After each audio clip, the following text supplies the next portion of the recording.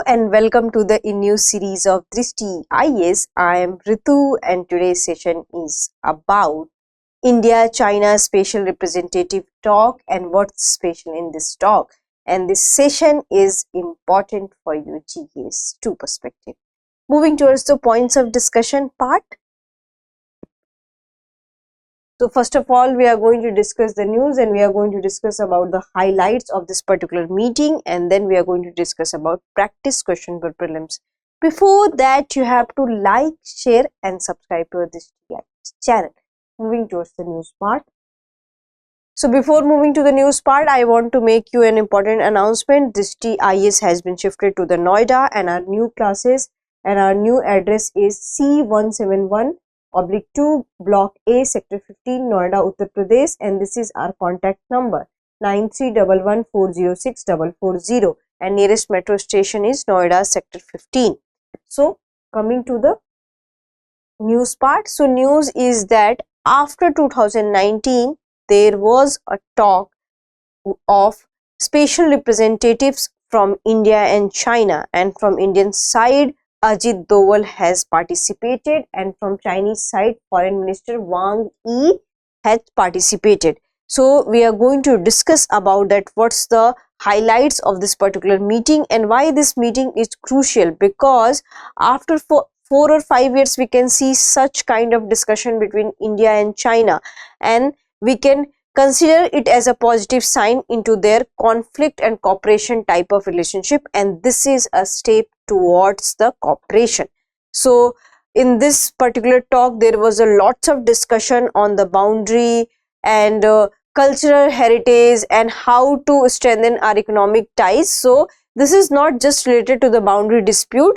There have been also given focus on the cultural transformation, diaspora, education and economic. So coming to the next one is about the key discussion. So review of disengagement agreement. So recently there was lots of discussion that India and China has decided that there will be disengagement agreement at the border. So in the eastern Ladakh, such as Despang and 𝐸𝐴𝐻 area, they are trying to have this disengagement at key friction points along the LAC. So here they had acknowledged to bring peace and tranquility into the border lines. So the first thing is that they had discussed on the border dispute disengagement and to make disengage the key friction areas. So we'll have another discussion. Another discussion is on the, what you can say, importance of drawing lessons from the past, because we had a lot of clash, especially after the Galwan clash. So we have taken lesson from the past, that for the what you can say, for the decades after, we can see that in Galwan clash there were the military personnel who died from both the sides, and this is not a good sign from what you can say, both the countries and for the world order also, that one set of people are killing to another set of people. So here we need to draw lessons from the past, that we should not make such kind of circumstances and situation where people are ready to kill each other. So this is also one of the thing that we have to take care of the Galwan Valley incident. And in Galwan Valley incident we have seen that there was allegations from Indian side that first they had entered our side and then India also replied, and into this scuffle so many military personnel died. So this was the background of Galwan Valley, which was happening in 2020. Now we'll come to the next one. Next one is about the resumption of diplomatic and cultural exchanges, because in all border disputes, disengagement and friction points and so many military standoffs, we forgot that India and China also share a very great cultural past. So we need to focus on to that also, and this time they had mentioned about the, what you can say, Kailash Mansarovar pilgrimage, which is a sacred route for Indian pilgrims traveling to the Tibet.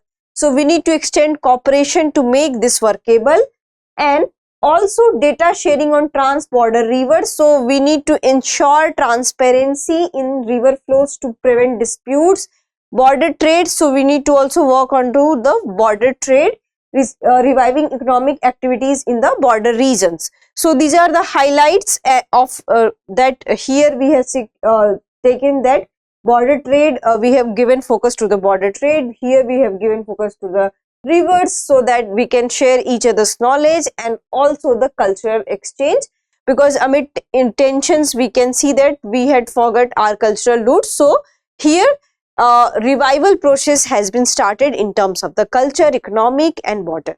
Now we'll have discussion on that.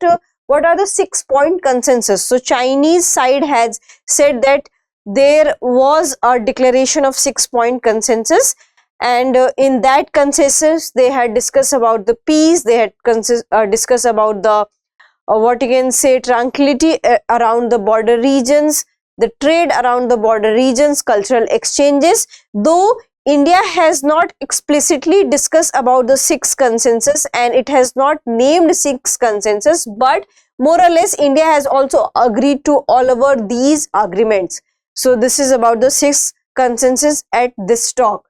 So now we'll have discussion on question round. Before going to any question round discussion, we have to take this particular issue for the what you can say mains perspective also, that how this particular meeting is relevant for the mains perspective. So there can be the question in your mains examination that India-China relationship is termed as a relationship of conflict and cooperation, and what is the scenario for now?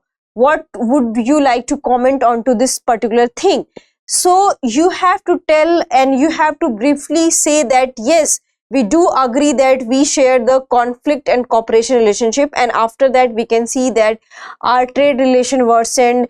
We had also banned various Chinese apps, and we can see that the diaspora who was studying and working in China, there is a reduction in number. So what you can say that there was a significant gap because of the conflict. But we do have to also acknowledge that how after years we are extending various talks, we are meeting in all the international what you can say meetings and summits, and there also we are talking about the peace, security, we are talking about the border security, we are talking about the conflict at the border regions. So these are the points which can say that India and China is also cooperating, and you can also say and you can also write about the India-China trade, manufacturing sector, the exchange, the cultural thing. So these things mark that we also share the cooperative relationship, but we always try to have a cooperative relationship between India and China, because China is a neighboring country and we share our economic, cultural, political significance with the China, and India has this policy of the neighborhood first policy, so we need to focus on to that. Now we'll come to the prelims round. So the Kailash Mansarovar pilgrimage route passes through which of the following regions? Sikkim, Uttarakhand, Himachal Pradesh, Arunachal Pradesh. So this is very easy one, you can answer into the comment section. I hope you like this session. If you have any queries related to this session, kindly ask in the comment section. Thank you. Have a nice day.